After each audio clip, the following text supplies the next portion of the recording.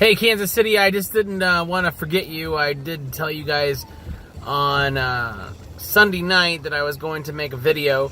I did this about a week ago, and I used to do this a lot, where I would make, a little bit of a dialogue video where I basically just kind of just talked about some, current events, also things that, I've dealt with in my past, and, where I can, learn from my mistakes and go forward. So this isn't going to be very long.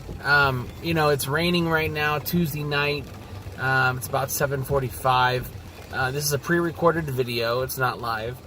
But the biggest discussion has been depression, anxiety, suicide prevention, and also, just recovery altogether.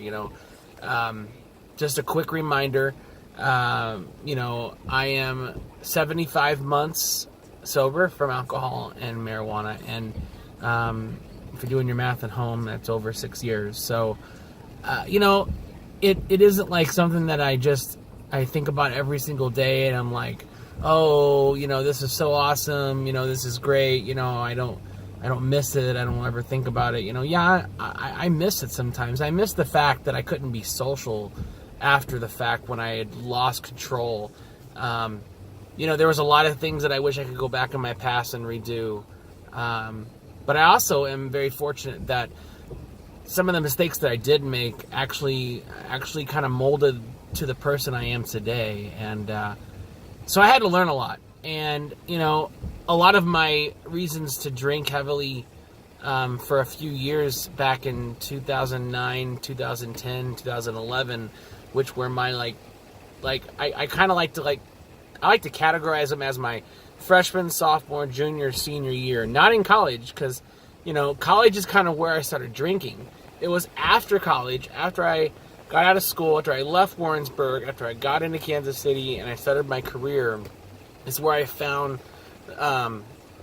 self-medication, which was alcohol, marijuana, whatever I could find in that form. I never tried heavy drugs. I never tried, a bunch of opiates, or some of the new stuff is heroin or methamphetamines, and thank God that I was never brave enough to put my hands on it. I don't know, maybe I just thought if I just drink enough vodka, I'll finally fall asleep. So I had to do a lot of soul searching, and when people kept telling me that you've got a problem, you need to really think about slowing down, you need to maybe talk about, getting some help, or maybe you should try going to an AA meeting or something like that.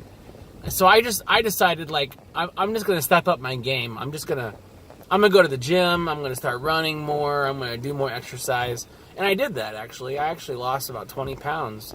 And I did a lot of great things, but I still drink in between all that stuff. So it didn't really fix a lot of my problems. It just masked it. It just basically put a Band-Aid on it. So then basically after that was over with, I stopped working out. I put on more weight again.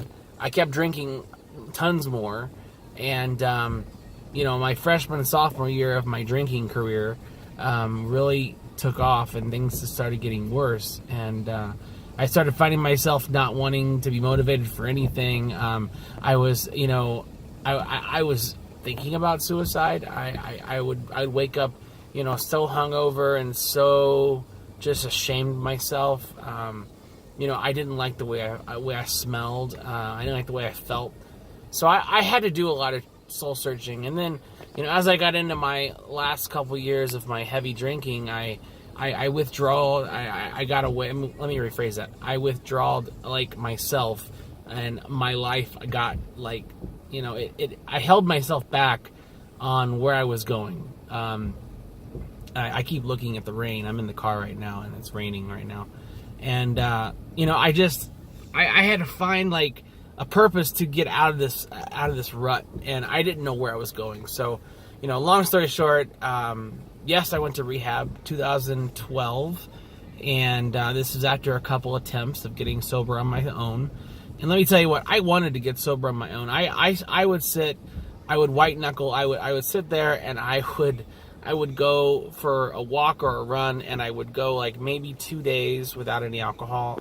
This was like right around 2011, and I was just like, oh my God. I was like, I can't take this. So then I started smoking more weed, and I was like, oh, I'll just smoke weed. This will be great. And then I found some Xanax, and that helped me for a while. And I just kept going from one thing to the next, and like finally it just fell apart. Like I started drinking again, and then it was even worse. So my depression and my anxiety never had a chance to like get better. I just kept pounding it with stuff. It's kind of like that old joke, like if you're depressed, go get a bunch of ice cream and eat it. Well, my ice cream was a bottle of vodka and maybe a joint. I don't know. That was or maybe I would start out with some Coors Light. Probably, yeah. I was a Coors Light drinker. So I have friends that are social drinkers, and you know what? To the people that might be viewing this video, if you are a social drinker, more power to you. I do not care if you drink around me. I don't care if you drink in front of me, or if we go out to dinner or a game or something and you're drinking a beer. Cool, have fun. I just couldn't handle it. It wasn't for me, and my lifestyle had to change. So after rehab, of course, I went to AA, and I found a way. I found some help. It took a lot of help, but it's so much better now. It's so much better now, and I love my life now. I like to travel, like to get out. I like to deal with the things that bother me. And you know what? I don't feel that urge to want to kill myself or do any of the things that I used to think about years ago. And, all those terrible things that would go through my mind. I would think about just wanting to get in my car and drive to the furthest part of the world and never come back. And, I was ashamed. I got behind financially in my life back then, and things are just so much easier now. There's a part in AA that talks about the promises, and if you're familiar with the promises, or if you're not, you can Google, type in AA promises, and read them. If you don't even know anything about them, just read them, because you know what, those things are kind of true about what my life's about. Trying to find that peacefulness, that happiness, that financial security, that lifestyle that I want, and the lifestyle that I want to live. And that's where it's at. So anyway, that's this week's video, this week's blog. I'll try to focus more on depression and anxiety, and some things that I've focused on in the last few years that have helped me. And you know what, you guys are helping me too, because by me being able to talk out loud about stuff, it helps me break out of that inner sometimes I want to hide. What do you call it? Isolate. Sorry, I want to isolate, and we've got to break out of this isolation. We just got to bust out of it and not allow it to affect us. Sorry, I don't want to go back and edit this whole video because of a couple slip-ups. So anyway, you guys have a great, wonderful Tuesday. It felt like a Monday, but stay dry out there. It's raining. Talk to you later.